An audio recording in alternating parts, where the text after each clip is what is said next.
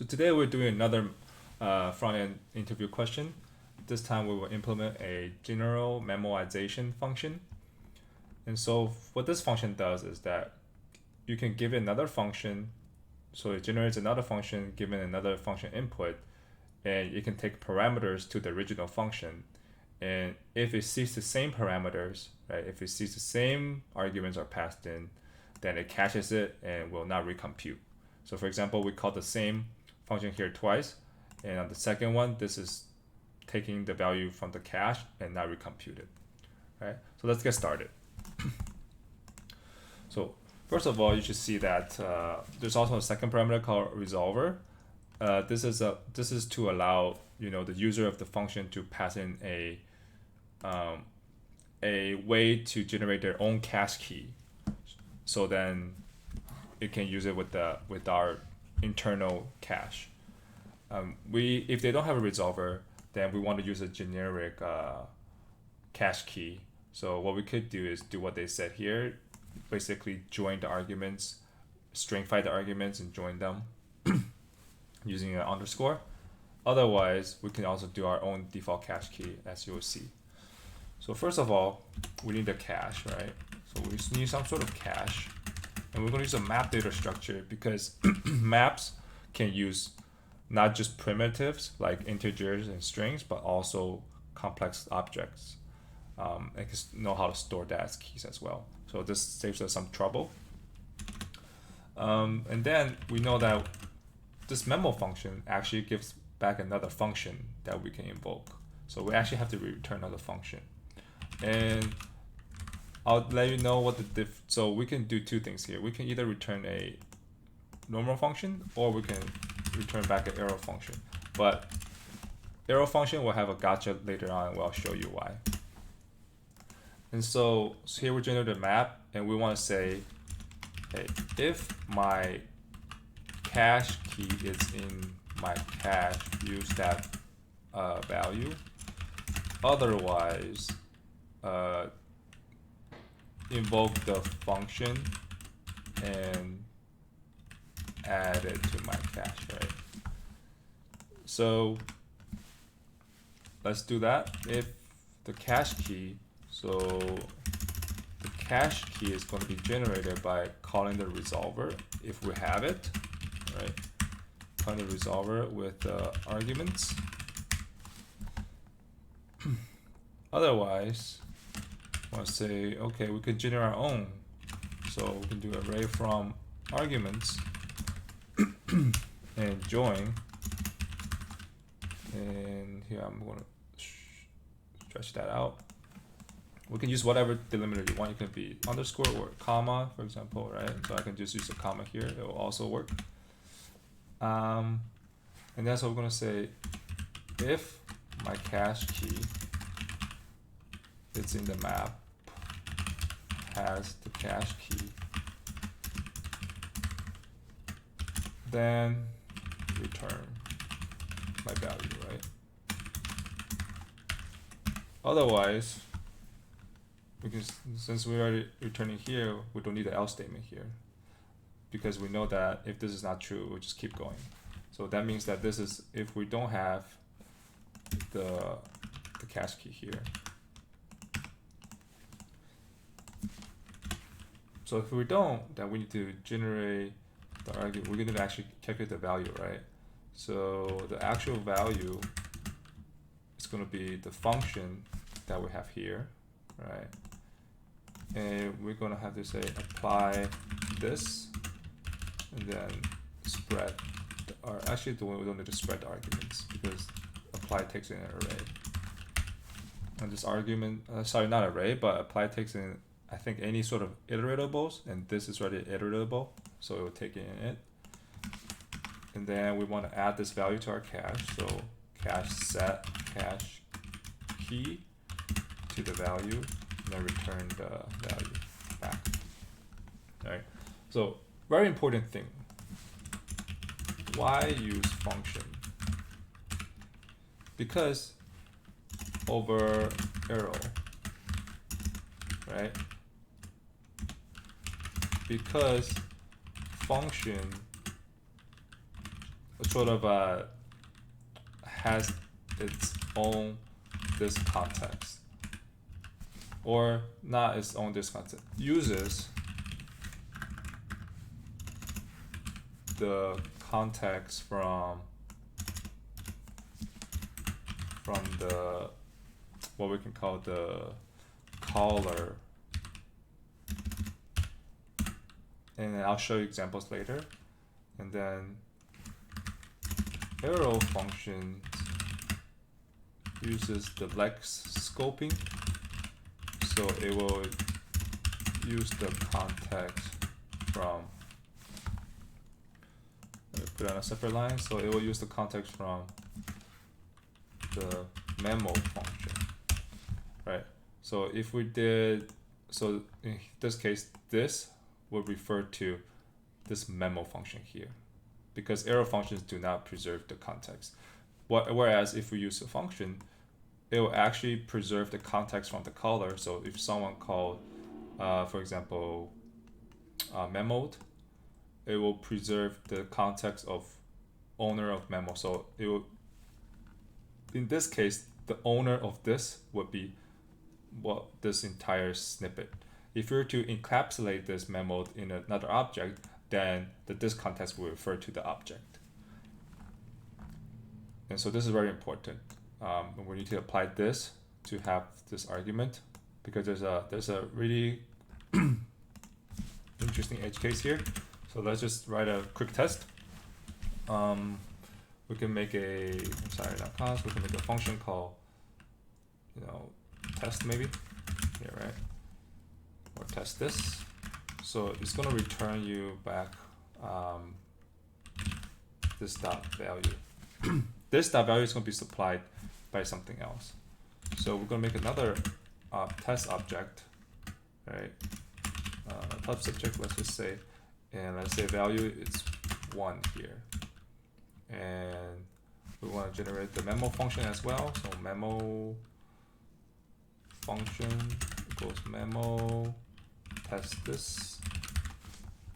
And here actually we can give another arbitrary value. Let's just call it A, right? And we can actually do this. This is actually similar to a test case that's already written.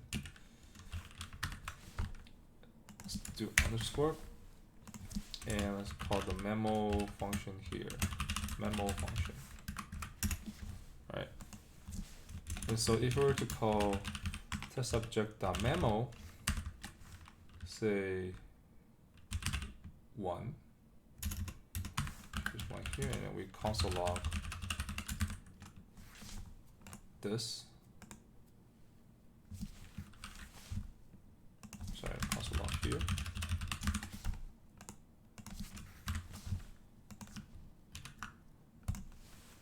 Should say 1A, right? And to show you how the caching is working, for example, let's see here. Let's console log something here. Cached. Then we can do again.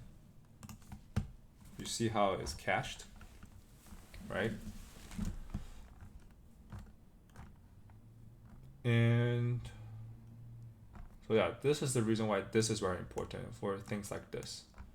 For example, if I were to call the memo function here, like so, what's going to happen? Right, I'm going to give it a value of 2. If we do this, it's going to be outputting a it's going to be outputting undefined 2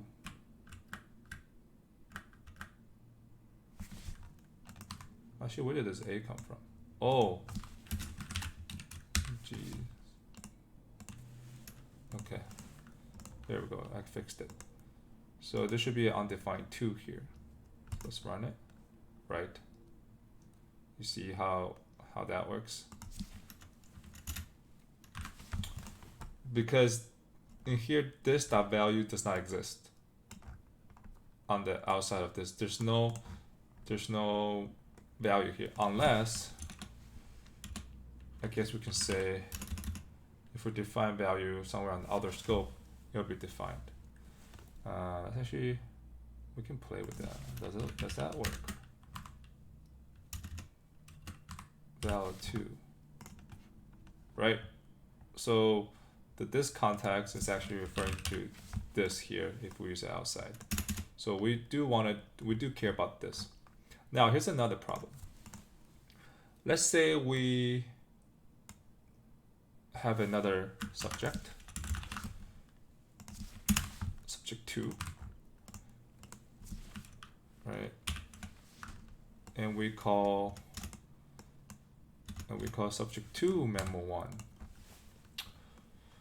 So here what we expect is, so here we get 1, 1. But here what we expect is expecting no caching, and output is, according to this, will be 2, 1, right? But let's see what happens. It's cached. Why is that? Because it's the same memo function and it's the same argument.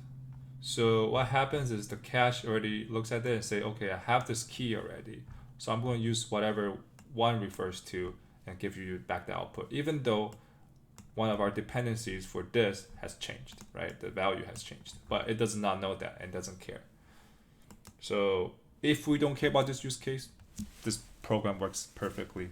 But if we do care about it and we want it to recompute, then we need to actually take care of the context as well.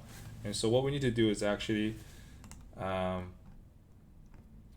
we can say dun. We can write another function. All right, I'm gonna copy this. Okay, write another function here. And so what do we want here now? We want, okay, store the map, right? The map would look like something like this. The key, the cache key, and then a new map of the context and the value. So it's a map within a map. And so the cache T generator is going to be the same, but here we say, right, if the cache has, if there is a corresponding context map to cache key, then check if context exists is in the map. If so, return the value, right? Else add new entry to the context map, right? So here, let's just take that out. So if there's a corresponding context key, so we can say cache.get cache key, or has cache key, I guess. If it does, okay, and so if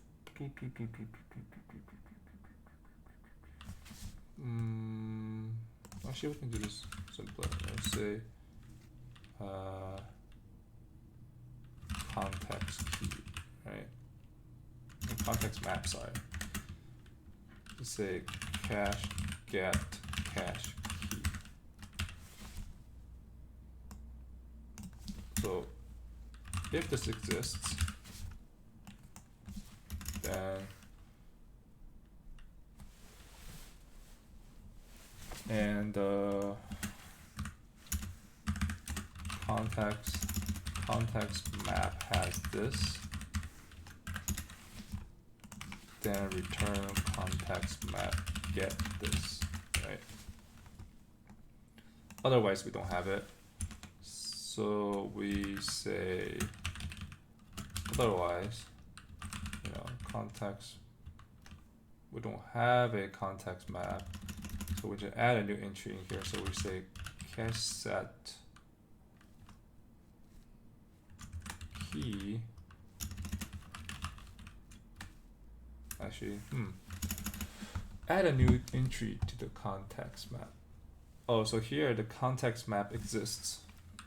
So we just have to say set the value, which is going to be function apply this arguments, and set this with that value, right?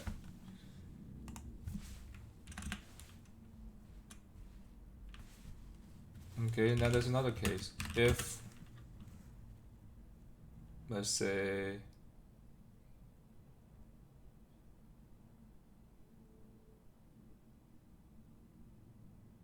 if the context map, okay, so here we actually got a bit ahead of ourselves. So if the context map does not even exist, right, we need to create a new entry. So new entry in the upper cache. So cache set cache key equals new map. We can use it iteratable here to generate the entry. So here we say this and the new function value. And we have to do this again one more time. So it'd be nice if we have a way to refactor this to not repeat this calculation here, but that's just more for like a code craftsmanship. Otherwise it's fine. Right. Now we can early return here. And here we know that we do have the context map, so we can just check this separately. Right. So actually here we put this statement here, and if cache key has a context map.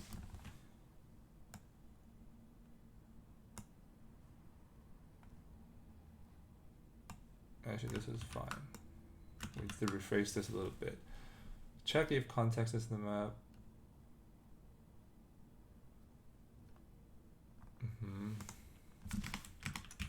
Then if context not in the map, calculate add to context map.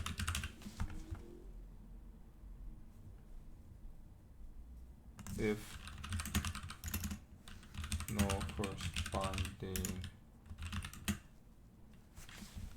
else if no corresponding context map add.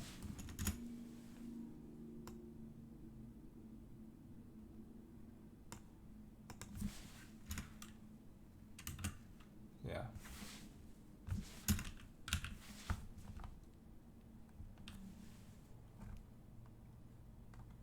Yep, I think that's about it, and we need to return here actually. Return value.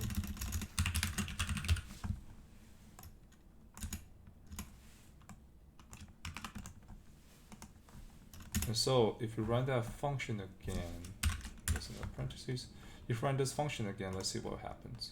See, now we get 1 and 2, 1.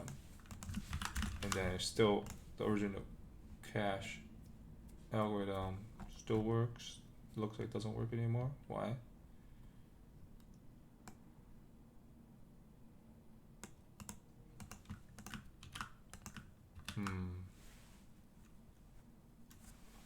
Let us see here.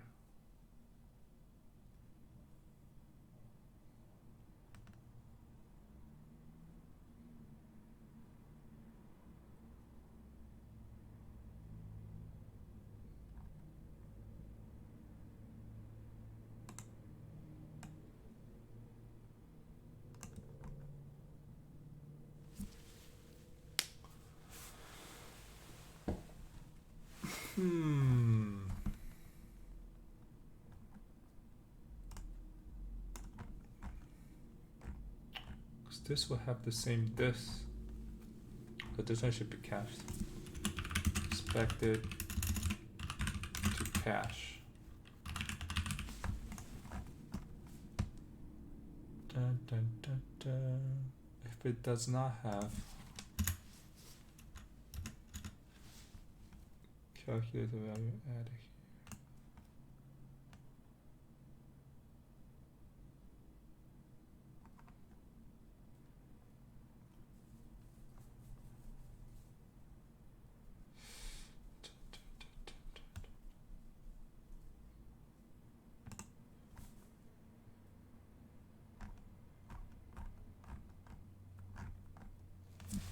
I feel we should be caching.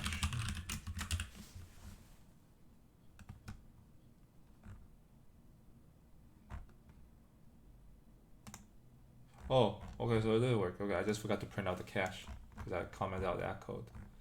Okay. Alright, this one is with this context in mind. Check the test cases below.